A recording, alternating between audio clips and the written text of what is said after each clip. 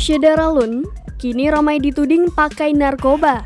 Kaisar Putra Aditya ungkap alasan live 24 jam, terkuak penghasilan fantastis setiap live. Kaisar Aditya atau yang akrab disapa Kaisar YKS kini sedang menjadi sorotan. Ia dianggap memakai barang terlarang karena melakukan live di TikTok selama 24 jam non-stop. Namun, tudingan itu buru-buru dibantah mantan suami Indah dari ini. Kaisar pun menguraikan alasannya rajin live. Alasannya, Kaisar bisa menghasilkan pundi-pundi rupiah dengan jumlah fantastis. Kaisar YKS mengaku kaget dan sempat gemetar saat ada akun yang mengatasnamakan BNN ikut komentar di live TikToknya. Saat itu, Kaisar sedang santer dituduh mengkonsumsi narkoba oleh warganet yang menonton live-nya.